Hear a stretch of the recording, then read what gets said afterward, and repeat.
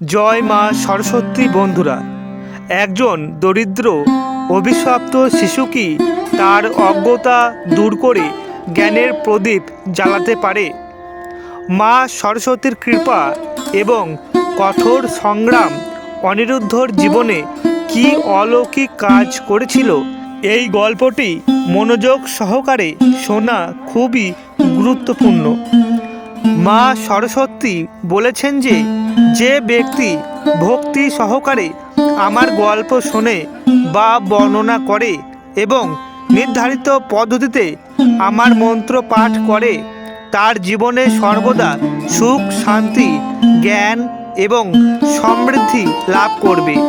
এমন ব্যক্তি কখনো দারিদ্র্যের সম্মুখীন হবে না এবং তার ঘরে সম্পদ ও শস্যের অভাব হবে না। আমার আশীর্বাদ সর্বদা তার পরিবারের উপর থাকবে। বন্ধুরা, আমরা আপনাদের কাছে অনুরোধ করছি, পূর্ণ বিশ্বাসের সাথে এই পবিত্র গল্পটি শুনুন এবং কমেন্ট বক্সে জয় মা সরস্বতী লিখুন। তাহলে আসুন বন্ধুরা, আমরা পূর্ণ বিশ্বাস এবং ভক্তির সাথে এই পবিত্র গল্পটি শুনি এবং মা সরস্বতীর আশীর্বাদ গ্রহণ করি। বন্ধুরা, একসময় একটি ছোট্ট গ্রামে একটা দরিদ্র পরিবার বসবাস করত। পরিবারে ছিল বাবা, মা এবং তাদের একমাত্র ছেলে অনিরুদ্ধ। এই পরিবারটি চরম দারিদ্র্যের মধ্যে বাস করছিল।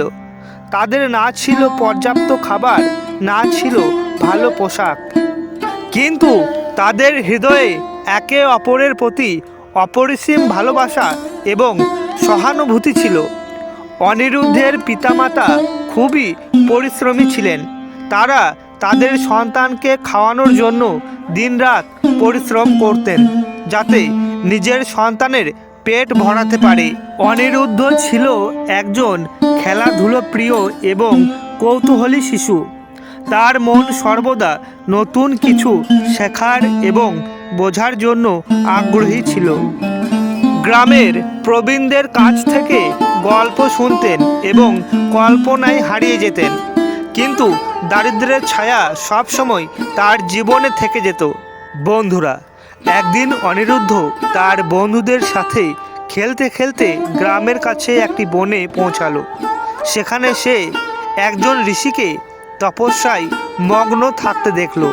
তার চোখ বন্ধ ছিল। তার চারপাশে এক ঐশ্বরিক আভা বিরাজ করছিল। শিশু সুলভ কৌতূহলে উদ্বুদ্ধ অনিরুদ্ধ সেখানে পৌঁছে খেলার সময় অজান্তেই ঋষির ধ্যানস্থলে কাদা ছুঁড়ে মারে। ঋষির একাগ্রতা বিঘ্নিত হয়। সে চোখ খুলে রাগান্বিতভাবে অনিরুদ্ধের দিকে তাকালো। অনিরুদ্ধ ভীত হয়ে ক্ষমা চাইতে শুরু করলেন। ঋষির রাগ কমেনি। তিনি বললেন, তুমি আমার তপস্যায় ব্যাঘাত ঘটিয়েছ, ফলস্বরূপ আমি তোমাকে অভিশাপ দিচ্ছি। তিনি এই অভিশাপ দিলেন যে তুমি সারা জীবন অজ্ঞতায় থাকবে এবং কখনো জ্ঞানের আলো দেখতে পাবে না। ঋষির কথা শুনে অনিরুদ্ধের মন ভেঙে গেল। সে কাঁদতে কাঁদতে বাড়ি ফিরে তার মাকে পুরো ঘটনাটি বলল। তার মা তাকে সান্ত্বনা দিলেন, কিন্তু তার ছেলের ভবিষ্যৎ অন্ধকার হতে পারে এই ভেবে তার মনও ভেঙে গেল। বন্ধুরা, অনিরুদ্ধের মা দৃঢ় প্রতিজ্ঞ ছিলেন। তিনি তার ছেলের জন্য সম্ভাব্য সকল উপায় চেষ্টা করতেন। তিনি দিনের পর দিন দেবী সরস্বতীর পূজা শুরু করেন। তিনি বিশ্বাস করতেন যে কেবল বিদ্যা ও জ্ঞানের দেবী দেবী সরস্বতী তার ছেলের অজ্ঞতার অন্ধকার দূর করতে পারেন। মাসের পর মাস তিনি উপবাস ও প্রার্থনা করতেন। দেবী সরস্বতী তার প্রকৃত ভক্তি এবং নিষ্ঠায় সন্তুষ্ট হয়েছিলেন। একদিন রাতে যখন অনিরুদ্ধের মা প্রার্থনা করছিলেন, তখন দেবী সরস্বতী তার সামনে আবির্ভূত হন। তার কণ্ঠস্বর ছিল প্রেমময় এবং তার উপস্থিতি পুরো ঘরকে আলোকিত করে তুলেছিল।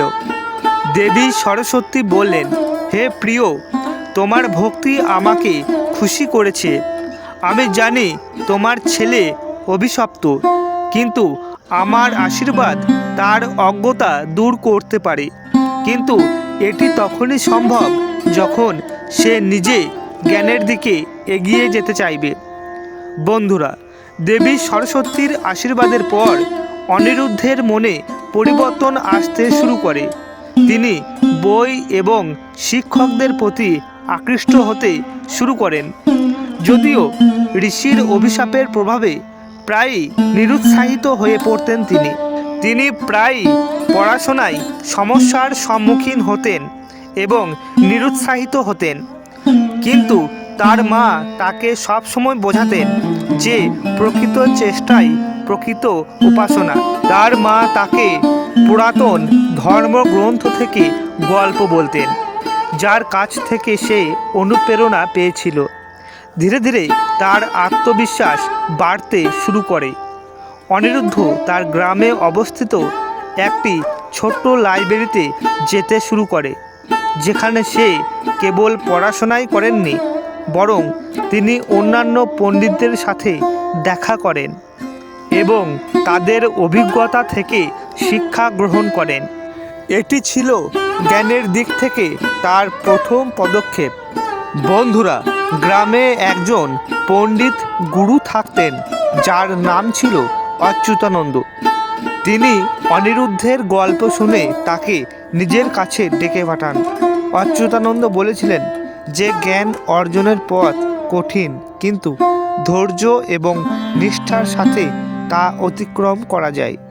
আমি তোমাকে শিক্ষা দিতে প্রস্তুত। অনিরুদ্ধ তার পায়ে মাথা নত করে শিক্ষা গ্রহণ শুরু করলেন।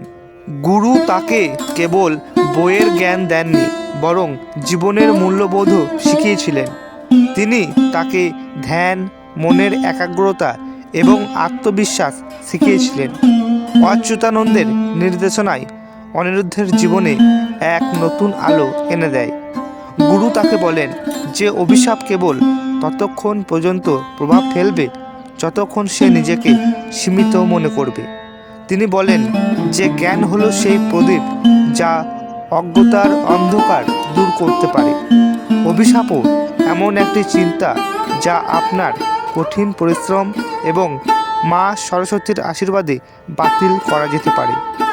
বন্ধুরা, কয়েক বছর পরে সেই সাধক যিনি একবার অনিরুদ্ধকে অভিশাপ দিয়েছিলেন, তিনি যখন সেই গ্রামে ফিরে এলেন, তখন দেখলেন যে অনিরুদ্ধ এখন একজন জ্ঞানী এবং নিবেদিত প্রাণ ছাত্র হয়ে উঠেছে। তখন সে তার ভুল বুঝতে পারেন। সে অনিরুদ্ধকে ডেকে বলল, বাছা, রাগের বশে আমি যা বলেছিলাম তাতে আমি লজ্জিত।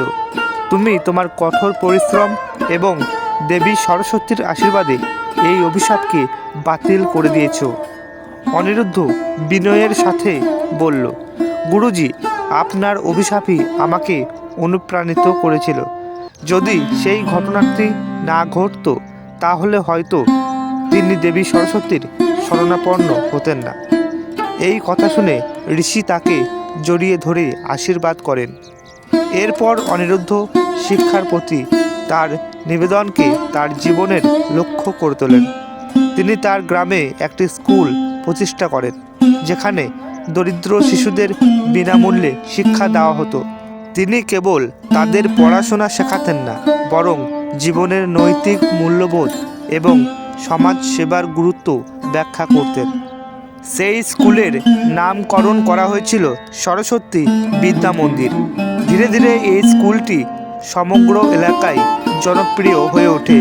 এখানে আসা শিশুরা কেবল পড়াশোনায় দক্ষ হয়নি, বরং সমাজের জন্য অবদান রাখার জন্য ভালো নাগরিকও হয়ে উঠেছে। অনিরুদ্ধ এই স্কুলে শিক্ষা থেকে বঞ্চিত শিশুদের সুযোগ করে দিয়েছেন।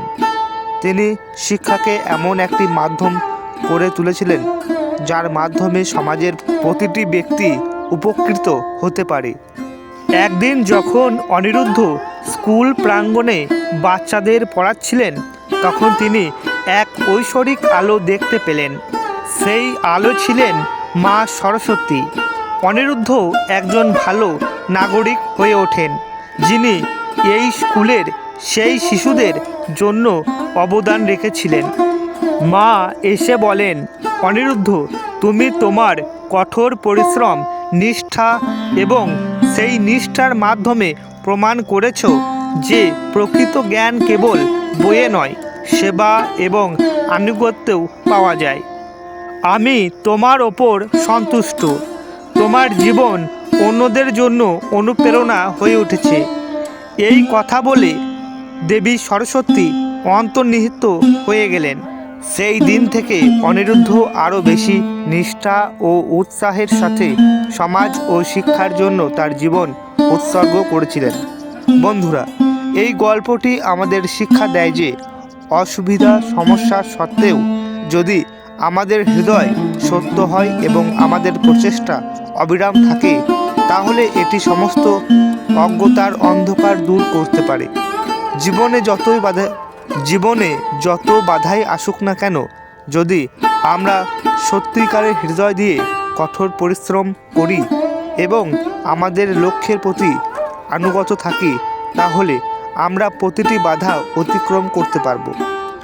অনিরুদ্ধের এই গল্পটি কেবল একজন ব্যক্তির কথা নয়, এটি সমাজের প্রতিটি ব্যক্তির জন্য অনুপ্রেরণা, যার সমস্যার সত্ত্বেও তাদের স্বপ্ন পূরণের জন্য সংগ্রাম করে। দেবী সরস্বতীর আশীর্বাদ এবং তার নিষ্ঠার এবং তাদের নিরন্তর প্রচেষ্টায় প্রতিটি ব্যক্তি তাদের জীবনকে সার্থক করে তুলতে পারে। বন্ধুরা, মাতা সরস্বতীর এই অনুপ্রেরণামূলক গল্প এখানেই শেষ করছি। বন্ধুরা, আজকের এই ভিডিওটি যদি আপনাদের ভালো লেগে থাকে, তাহলে কমেন্টে জয় মা সরস্বতী লিখে চ্যানেলটিকে সাবস্ক্রাইব করে আমাদের পাশে থাকবেন, এই রকমই প্রতিনিয়ত ভিডিও সবার আগে পাওয়ার জন্য।